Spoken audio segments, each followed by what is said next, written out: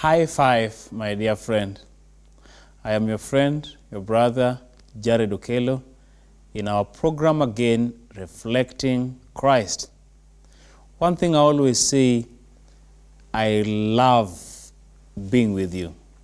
I thank you for taking this opportunity to sit down so that we can be able to share on how we can be able to reflect Christ. You could have taken this time to go out for a party, to read some other thing else, but you have chosen so that we can be able to share the word of God with you. Thank you for choosing Hope Channel Kenya as we look through this program, Reflecting Christ. Let's pray as we begin our devotional thought today. Father in heaven, we are very grateful for allowing us to see this beautiful day again. And as we go through this program and this series of Reflecting Christ, bless us again today is our prayer in Jesus' name. Amen. Today I want to begin by sharing a little thought on what it means to be successful in life as we reflect Jesus, as we reflect Him. I've tried to look at people defining success, and one person by the name Winston Churchill, one of the former American presidents, wrote these words: "Success is going from failure to failure without losing enthusiasm." But here another person who identified or defined success, which I liked most, and probably I'll use him for my presentation today, is a gentleman by the name Ralph Waldo Emerson. He said these words: "Success means to laugh often and much, to win the respect of intelligent people and the affection of children, to earn the appreciation of honest critics, and endure the betrayal of false friends. It is to appreciate beauty, to find the best in others, to leave the world a bit better, whether by a healthy child, or by a garden patch, or a redeemed social condition." And he finishes up his definition of success by these words: "Success is to know that even one life has breathed easier because you have lived." For him and for Ralph, this is what it means to have succeeded. So how then do we succeed as we reflect on Christ? What will guide us?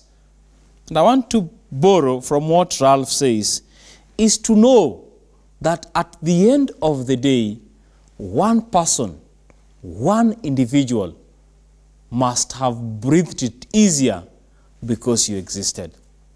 It's to know that somebody would make a comment one day and said, "It was good you passed by. It was good you said hi, just a hi alone. It was good you gave me a thumbs up. It was good you gave me a high five. That high five was a lot, and that's what I just needed in life." I remember as a small boy being taught how we could also be successful in life and how we could value other people. I was reading, and they were giving us in some primary English textbook the story of a hornbill. And the book and the title of that story was "The Hornbill's Problem is Hornbill's Problem." And it's a very interesting story that was there for us in my primary teenage life when I was reading that story. And the story said there was a hornbill that always made noise. But there were other birds that didn't want to care about its noise. There were other plantations that didn't want to care about the hornbill's problem. And then one of the birds there raised up the issue with the other animal kingdom who were living in the forest. And the story says they came and said, "Why can't we sort out to get to know why the hornbill is always making a problem?" And some people always kept on saying, "The hornbill's problem is hornbill's problem." The story, as we were reading there in our class, in my primary class, one day a hunter came to the forest. He heard the hornbill making noise. he followed the noise. He came to a clearing where he could see the hornbill nicely. In fact, he took out his arrow and shot at the hornbill. And of course, the arrow got the hornbill, and the hornbill fell. As it fell close to a mushroom. And the hunter said, "Wow, what a beautiful mushroom. This will make part of my soup today." So he removed the mushroom, picking it with the hornbill together with him. While he was there, picking the mushroom, he saw another snail round about it. He comes from a community where they eat snails. Not from my community, we don't eat such kind of things. And he says, "This will be a delicacy. I'll also make a nice soup with this one." So he picked the snail. And while he was picking the snail, where the hornbill had fell, there was a banana tree. So he looks, this banana is ripe and I can cut some of its pulp to be able to cover for me my meal as I go home. So he cut down that tree, and at the end of the day, he packed it with other several plantations to again carry it home. That story, as we were being taught in my primary school, we were being told to mind about our neighbors. We were being told to think about our neighbors, because the day hornbill fell, the mushroom fell with him, the snail fell with him, the banana fell with him, and all the other plantations round about where the hornbill was had issues with life. Have you ever for once thought that your brother's problem could also be your problem? That your sister's problem could also be your problem? That your community's problem could one day become your problem? So before these things escalate to a higher level, as Ralph had identified, we need to begin of thinking how to be successful. It's by putting up other people before you, by ensuring and getting it that a soul breathed easier because you existed. I'm reminded of a story which I want to share with you in the book of 2 Kings, chapter 5. The story runs from verses 1 to around verses 20. This was a young girl, a Jew, one of the people in the house of the Lord, the called and the chosen. One day in her village, an unexpected thing happened. Some people had come and destroyed their village. In fact, she was taken captive amongst the raid that were there done that day. The people from Haram showed no mercy to our community. No angel was sent to protect them from heaven to rescue them. The Assyrians probably finally touched their grass-thatched houses. And in 5 minutes, probably in my thinking, everything was destroyed and she was taken away to captivity. She spent the next of her years to a people who are speaking a language she didn't know. She spent the rest of her years in a community that she has not been accustomed to. She had left her friends, she had left her family, she had left everything she held dear. In such a kind of a scenario, I would expect this lady to sit down and sulk all her years of life. Probably she left her boyfriend. Probably she left some of her peers that they were growing and playing around with in the fields. Probably she left a nice patched garden that she was working on at home. But taken captive, she gets into an environment to a people who had been fierce. Probably, I don't know if these people killed her parents. Could be so, could be not so, because the Bible does not tell me the story, what happened to her parents. But she identifies a mighty man of valor. He was called Naaman. If you look at that book, the 2 Kings, chapter 20, from verses 1, the Bible says that Naaman was a mighty man of valor, and God had used him. Gosh, did the Bible just say God had used him? That's what the Bible says. God had used him to bring victory to the Syrians. This is the family of the man that this young lady found herself into. And she identifies and she looks and says, hey, this man has leprosy. And when I remember with my story of the hornbill when I was a growing small boy, probably this little lady also had their stories along the same line. But I know she was grounded in the scriptures, and she had known that God would not be able to leave her, because in her lineage and in her life, she had heard about Elijah, who had prayed and heavens had dried up and there was no rain for some several years. She had heard of how Elijah had spoken and a non-stop supply of oil for a widow in Zarephath was supplied. She had heard of a God who had worked with Elijah and prayed on Mount Carmel, and fire fallen down on an offering that had water poured on and on it. She had heard of a God who spoke to Elijah in a still small voice, and finally he took up Elijah to heaven in a chariot and in horses of fire. So she had had a community where God was there. So she knew about this God that requires us to reflect him wherever we go. A God who is so strong that in as much as someone is suffering from leprosy, he can be able to touch him and leprosy can be cleansed at the end of the day. But she understood much more of this hornbill's problem, that hornbill's problem is not hornbill's problem alone. It is my problem. It is your problem, my viewer. It was her problem. Why was it her problem?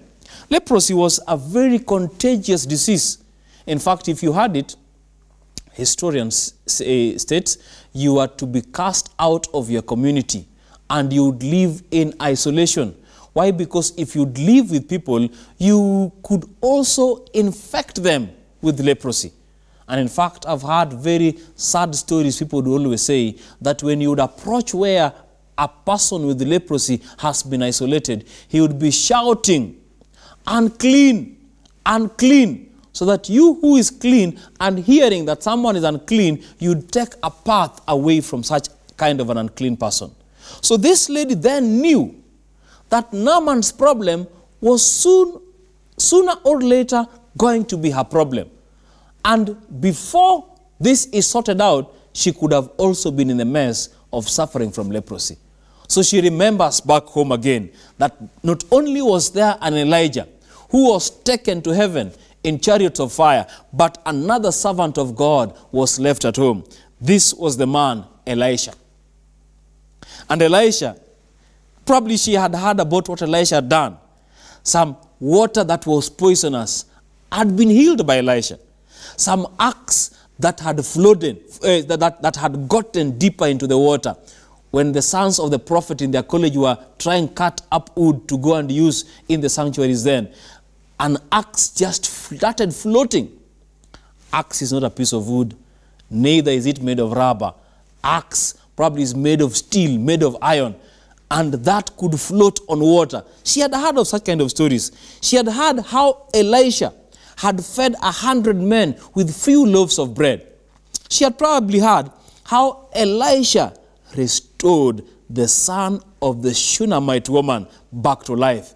And the whole countryside had burst with the news of how God authenticated his word in miracles through Elisha.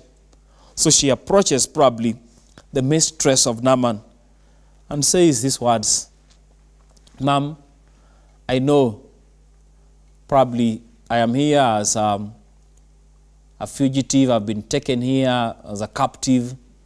And could be you don't trust me as much. Could be that's why you have taken me to weed next to the gate. You may not want me closer to your house. But could be I've been seeing my master pass and appears to be having leprosy. There is a servant of God back from where you people picked me up from. His name is Elisha. He can be able to heal my master. And immediately the story says, Naaman went to his king and told king the entire thing, that there is some healing in Israel, where I had picked some small lady who's living in my house as a captive. Please get me a letter so that I get to the king in Israel so that I can be healed. And Elisha gets back to Israel with a letter. Gets back to Israel with an authority from his king. and he gets to the king of Israel. And the king tears his clothes and he says, who am I? And word gets to Elisha. And Elisha is called, and the servant of the Lord tells Naaman, through his worker, through his employee, go and tell Naaman to dip himself 7 times in River Jordan. To cut the long story short, my dear friend, Naaman gets healed. His body turns out nicely as the skin, as the Bible says, the skin of a small child. Oh, I have a rough skin nowadays. I've seen my children having some very nice light skin at the end of the day. How I wish I was like Naaman, that I would be dipped there and 7 times, and then my skin turns with this black spot probably going away, and I enjoy the beautiful moment that Elisha enjoyed at the end of the day. Centuries later, God makes mention of Naaman the leper. As Jesus speaks to the Jews, he says there were several lepers in Israel then, but Naaman came from Syria to be healed of his leprosy. Why is Christ mentioning Naaman in this story? Because of a lady who wanted to be successful in life. A lady who, despite her condition, wanted to show some success. And as Ralph was saying it, that success is to be able to know that even one life has breathed easier because you have lived. And this one life in this story is the life of Naaman, the Syrian, who breathed it easier because this lady existed. I may not be able to know, my dear friend, what you are going through in life. But today I'm learning, in spite of my situation, in spite of what happens to me, in spite of wherever I am, I can be able to be a light unto the world. I can be able to reflect on Jesus. I can be able to get to relieve some suffering soul somewhere. I don't have to get my soul improved. I don't have to let God answer my prayer and get me from some captivity. In fact, some of us, if we were that lady, even me, if I was that lady, my biggest prayer would be to be taken home. And probably, humanly speaking, I would even have desired that the Assyrians be killed. In fact, probably that could have become a prayer item. I would be thinking of Naaman, who made me homeless, made me friendless, made me cultureless, brought me into a place that I didn't know. Probably I would wish him to be killed or dead at the end of the day, but not to this lady, who is an epitome of what Christ can do in our lives when we will open up the doors for him. Despite our situation, we will be counting other people better than ourselves, desiring them that they can be able to get healed, desiring them that they can be able to overcome their problems, desiring them that they can be able to overcome the challenges that they are going through. It is only in helping others overcome that we too can become overcomers. Then it means it is only in reflecting much more of Christ that we can become much more like him, that every single day becomes an opportunity that we can be able to relieve of ourselves. This little young girl did much more than I can be able to do. And how I pray to God, despite my situation, despite your situation, my dear friend, that we get an opportunity, a glimpse of life, that we can be able to pray, God, let me so shine that the world may be able to see you. Because Christ himself says, if I be lifted up. He does not question who is lifting him up. The person who is lifting him up could be also in need of him. The person who is lifting him up could be going through a series of problems. And indeed, as we'll be looking in other future episodes of Reflecting Christ, we will be able to realize that some of these people who are called to reflect Christ didn't have it any easy. But God still requires them to lift him up. Because he says, if I be lifted up, then I will draw the entire world unto me. What a sight that would be, that everyone will be drawn to Christ. No wonder John, as he sees the drone member that is going into heaven, he says, after that I saw, in fact he says, I heard the numbers that were sealed, 144,000 in the book of Revelation. Then he says, and when I turned to see what I heard, he saw a number, a multitude from different nations, from different tongues, getting into heaven. Wow, what a beautiful picture that will be.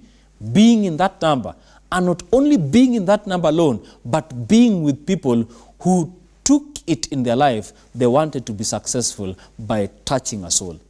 In fact, someone says, you may not be the entire world to everyone, but you can be the entire world to someone. And today is that time. And how can we do this? Simply by realizing that it is Christ's love that can reside in us, that can make us get into such a kind of a lifestyle.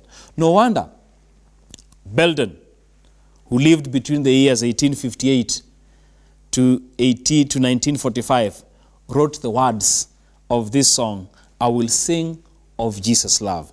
He says, I will sing of Jesus' love, sing of him who first loved me, for he left bright worlds above and died on Calvary.